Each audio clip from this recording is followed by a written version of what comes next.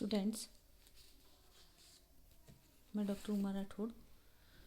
आज हम BSc part second के पेपर थर्ड में यूनिट 4 में इलेक्ट्रोकेमिस्ट्री फर्स्ट में को आगे बढ़ाते हुए अपने सेकंड लेक्चर में effect of dilution of conductance और साथ ही साथ migration of ions and Kohlrausch law के बारे में जानेंगे।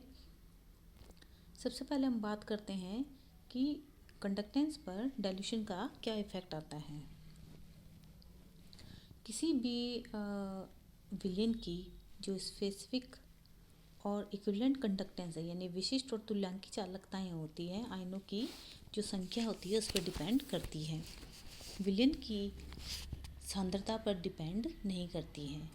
किसी विलेन की जो कंडक्टेंस है उसमें उपस्थित आयनों की संख्या के प्रोपोर्शनल होती है, यानी जितने ज़्यादा उसमें आयंस होंगे उतनी ही ज़्यादा उनकी कंडक्टेंस होगी। अतः इसलिए विलेन को क्या करते हैं, डाइल्यूट करने पर जो हमारे इलेक्ट्रोलाइट हैं इनका क्या है, डिसोसिएशन की मात्रा बढ़ जाएगी डाइल्यूशन से। जब उनकी आयंस की संख्या बढ़ जाती है तो उनके बीच में जो इंटरआयनिक फोर्स है और उनकी जो विस्कोसिटी है वो भी क्या है, घट जाएगी।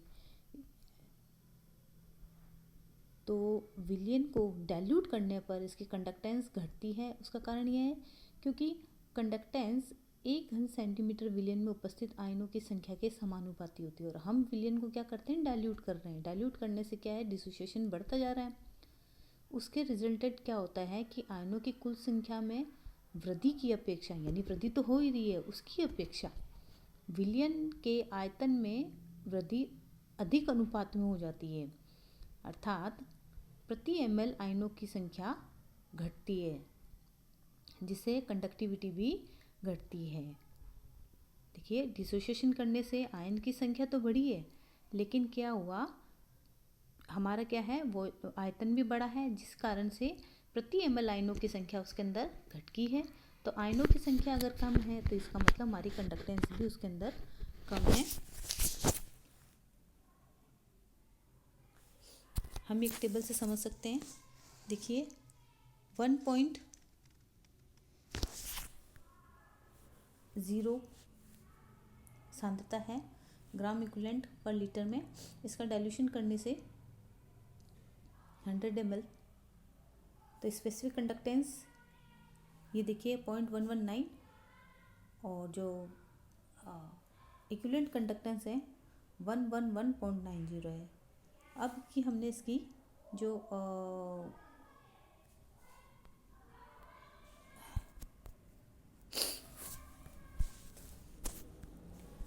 अब हमने देखिए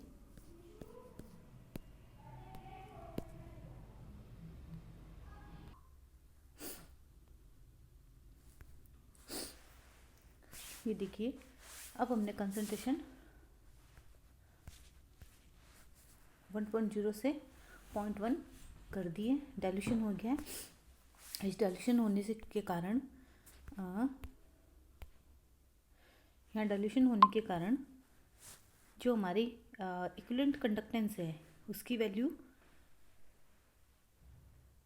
हमारी डिक्रीज़ हुई है, जबकि स्पेसिफिक जो कंडक्टेंस है उसकी वैल्यू तो डिक्रीज़ हुई है, जबकि जो तुल्यांकी चालकता है, इक्विवेलेंट कंडक्टेंस है, उनकी वैल्यू में बढ़ोतरी हुई है। अब हम बात करते हैं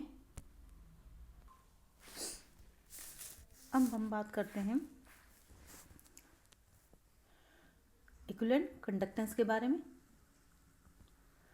जैसा कि अभी अभी हमने बताया है कि डाइल्यूशन करने से जो कंडक्टेंस है उसकी वैल्यू में कमी आएगी हमारे पास स्पेसिफिक कंडक्टेंस में। अब विलेन का तनुकरण करने पर उसकी जो तुल्यांकी या आणविक चालकता में वृद्धि होती है, क्योंकि इसको भी डाइल्यूट करने से क्या होता है कि 1 ग्राम इक्विवेलेंट जो इलेक्ट्रोलाइट है जिस भी सॉल्यूशन में है का आयतन क्या है, V बढ़ गया है, जबकि उसकी कंडक्टेंस में कमी कम अनुपात में होती है। इसलिए जो क्या है, इक्विवेलेंट कंडक्टेंस जिसे हम लैम्डा से प्रदर्शित करते हैं, लैम्डा इंटू वी का गुणनफल है, वो तो तेजी से बढ़ती है। इक्विवेलेंट और आणविक चालकताएं तनुकरण करने पर लगातार बढ़ती है और इतनी बढ़ती है जब तक कि इसका मान हाईएस्ट नहीं हो जाते हैं। आगे डाइल्यूशन करने पर जो इक्विवेलेंट कंडक्टेंस है और जो मोलर कंडक्टेंस है उसमें किसी प्रकार का कोई परिवर्तन नहीं होता है। तो चाहे आप डाइल्यूशन कितना ही करते जाओ उसके बाद में, तो हम क्या कहते हैं, इन चालकता का मान जब उच्चतम हो जाता है, चरम पे हो जाता है, तो हम इसको क्या कहते हैं, अनंत तनुता पर तुल्यांकी या आणविक चालकताएं या इक्विवेलेंट और molar conductance in at dilute infinite dilution. इसे हम क्या है जो है लैम्डा जीरो या लैम्डा इन्फिनिटिव या lambda M zero lambda M infinitive से प्रदर्शित करते हैं। इस अवस्था में इलेक्ट्रोलाइट का पूर्णतः आयनन हो जाता है और तनुकरण के साथ कंडक्टेंस में कमी उसी अनुपात में होती है जिस अनुपात में 1 ग्राम इक्विवेलेंट इलेक्ट्रोलाइट रखने वाले विलयन के आयतन में वृद्धि होती है, ताकि जो गुणनफल है कप्पा इंटू वी अपरिवर्तित रहे। अतः इक्विवेलेंट और मोलर कंडक्टेंस भी परिवर्तित नहीं होती है बल्कि स्थिर रहती है।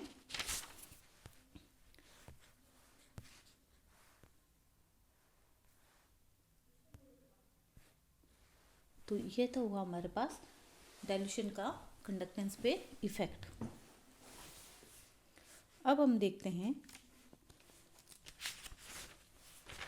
कोलरॉश लॉ, माइग्रेशन, आयनों का माइग्रेशन एंड कोलरॉश लॉ।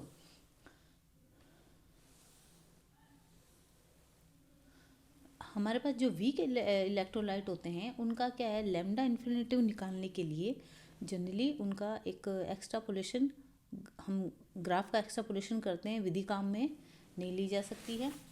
इसका मान निर्धारित करने के लिए आयनों के स्वतंत्र अभिगमन कोलरॉश नियम का उपयोग करते हैं, यानी Kohlrausch law of independent migration of ions. It has been studied earlier that identified infinite dilution is a mean a solution so dilute that it has maximum conductance which does not increase on further dilution. This value in case of a strong electrolyte is obtained by extrapolation or equivalent conductivity graph to zero concentration. In the case of weak electrolyte, there is no indication that a limiting value can be attained even when the concentration approach to zero. It is not therefore convenient to obtain the limiting value by extrapolation in the case of weak electrolyte. Therefore, Kohlrausch law of independent migration of ion employed to determine lambda 0 lambda infinity for weak electrolyte। इसमें हम देखिए इसके लिए क्या कुछ ऐसे couple बनाए जाते हैं जिसमें क्या है, पॉजिटिव धनायन और ऋणायन क्या है, कॉमन हो, उसमें उभयनिष्ठ हो। तो ऐसे विद्युत इलेक्ट्रोलाइट की इन्फिनिट डाइल्यूशन पर तुल्यांकी चालकता, यानी इनकी क्या है, इन्फिनिट डाइल्यूशन पर इक्विवेलेंट कंडक्टेंस के मान निकाल लिए जाते हैं। जैसे हमारे पास ये पहला एग्जांपल है KCl और LiCl। इसमें क्या है कि जो कॉमन आयन है वो Cl है। तो अब क्या है कि इन्फिनिट हमें क्या करना है कि जो इसके अंदर जो K प्लस है और जो लिथियम प्लस है, K प्लस के लिए जो इन्फिनिट डाइल्यूशन पर जो कंडक्टेंस है, इनकी इक्विवेलेंट कंडक्टेंस है वो है 149.8 और लिथियम के लिए है 115.03। अब इनका जो डिफरेंस है वो है 34.83। इसी प्रकार हमारे पास पोटेशियम है, KNO3 है और लिथियम का नाइट्रेट, यहाँ पे नाइट्रेट दोनों में कॉमन है, लेकिन जो इक्विवेलेंट कंडक्टेंस है यहाँ पे एक के लिए है 144.96 और दूसरे के लिए है 110.3, लेकिन इनका जो डिफरेंस है वो लगभग क्या है 34.83, यानी कांस्टेंट है बिल्कुल। और इसी प्रकार KOH है और LiOH है, नेगेटिव आयन इनमें कॉमन है। और के यहाँ पे जो के और लिथियम है क्योंकि उनकी इक्विवेलेंट कंडक्टेंस इन्फिनिट डाइल्यूशन पर उनकी वैल्यू का जो डिफरेंस है 34.80 है, यानी ये तीनों वैल्यू ऑलमोस्ट हमारे पास कितनी आ रही है, कांस्टेंट आ रही है। इसी प्रकार से यहाँ देख लीजिए जो लिथियम है इधर पॉजिटिव आयन हमारे पास कॉमन है और यहाँ पे क्लोराइड आयन है, यहाँ नाइट्रेट आयन है। तो इन्फिनिट जो डाइल्यूशन है वहाँ पे इनकी वैल्यू का जो हमारे पास जो डिफरेंस आएगा Cl माइनस और ये जो हमारे पास है नाइट्रेट माइनस, ये है 4.93। और इसी प्रकार से KCl और KNO थे जहाँ पॉजिटिव आए तो कॉमन है। और यहाँ पर जो दोनों आयन है Cl और नाइट्रेट, यहाँ का इनका दोनों का डिफरेंस है 4.96। इसी प्रकार HCl और KNO3 में 4.86, यानी यह जो डिफरेंस है ऑलमोस्ट ये क्या है, कांस्टेंट है। यानी ये जो टेबल है इसमें जो दिए हुआ टेम्परेचर है कांस्टेंट टेम्परेचर पर जो कॉमन आयन रखने वाले विद्युत अपघट्यों की अनंत तनुता पर यानी इन्फिनिट डाइल्यूशन पर इक्विवेलेंट कंडक्टेंस के जो अंतर है, डिफरेंस है, वो क्या है, कांस्टेंट है। ये जो कांस्टेंट जो डिफरेंस है ये तभी पॉसिबल होता है कि जब एक इलेक्ट्रोलाइट के हर एक आयन की इक्विवेलेंट कंडक्टेंस में एक उनका योगदान होता है। यही योगदान अन्य आयन के साथ बंधित नहीं होता है। कोलरोस ने बताया कि इन्फिनिट डाइल्यूशन पर जो इलेक्ट्रोलाइट का आयनन कंप्लीट हो जाने से सभी जो है अंतर आयनी आकर्षण यानी पूर्ण कंप्लीट आयनाइजेशन होने से इंटर आयनिक अट्रैक्शन जो है समाप्त हो जाता है। इससे क्या आयंस के बीच में कोई भी अन्योन्य क्रिया की संभावना नहीं रहती है। इसलिए जो इलेक्ट्रोलाइट से उत्पन्न सभी आयन विद्युत अपघट्य की जो है इक्विवेलेंट कंडक्टेंस में अपना योगदान, एक निश्चित योगदान देते हैं और वो केवल उनकी नेचर पर ही डिपेंड करता है, उनकी को आयन की प्रकृति पर निर्भर नहीं करता है। इसीलिए कोलरोस ने एक नियम दिया जिसे कहते हैं Kohlrausch law of independent migration of ion. Kohlrausch का आयनों के स्वतंत्र अभिगमन का नियम। बस सीधी सी बात है कि कंप्लीटली आयनाइजेशन होने से जितने भी आयन हैं इनके बीच में क्या है, इंटर आयनिक जो फोर्स होता है वो कंप्लीटली समाप्त हो जाता है। तो हर जो आयन है उसका योगदान इक्विवेलेंट कंडक्टेंस में रहता है। अब इसके अकॉर्डिंग उन्होंने एक फॉर्मूला बनाया जिसका है कि जो लैम्डा इन्फिनेटिव है हमारे पास में, ये जो लैम्डा इन्फिनेटिव है वो किसके बराबर हो गया, जो टोटल लैम्डा इन्फिनेटिव किनका, धनात्मक का और ऋणात्मक आयन का, उसके बराबर है। जहाँ पर ये जो C है लैम्डा इन्फिनेटिव C केटाइन और एक एनाइन को रिप्रेजेंट करता है। इस टेबल में सभी केटाइंस और एनाइंस की इक्विवेलेंट कंडक्टेंस की वैल्यू दी गई है। अब हम देखते हैं कि जो NaCl है, चूँकि यहाँ पर इसके लिए जो इक्विवेलेंट वेट और मॉलिक्यूलर वेट दोनों बराबर होता है इसका, इसलिए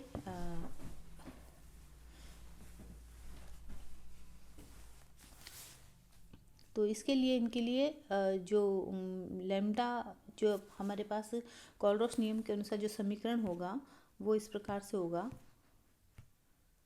ये lambda NaCl is equal to lambda Na plus और NaCl माइनस, क्योंकि इसके अंदर NaCl में Na प्लस और Cl माइनस, एक कैटाइन और एक एनाइन प्रेजेंट है। लेकिन हम दूसरा एग्जांपल लेते हैं जैसे कैल्शियम क्लोराइड। इसमें हमारे पास आधा कैल्शियम एक Cl माइनस जो है उससे जुड़ा हुआ है, यानी आधा मोल Ca+2 आयन एक मोल Cl आयन के साथ जुड़ा हुआ है, क्योंकि Cl के टोटल 2 आयन है और कैल्शियम का टोटली 1 आयन हो गया। इसलिए इनका जो आयनों का आवेश है और वो कितना है +2 कैल्शियम का और उसका -1 है। इसी प्रकार जब हम Na2SO4 के लिए लिखते हैं तो जो half lambda infinitive Na2SO4 is equal to किसके बराबर होगा? एक Na के बराबर plus half lambda infinitive SO4, यानी हम कह सकते हैं कि जो लैम्डा इन्फिनिटिव जो Na2SO4 है is equal to two lambda infinitive Na, यानी 2 Na और 1 SO4 -2 आयन के इक्विवेलेंट कंडक्टेंस के बराबर होता है।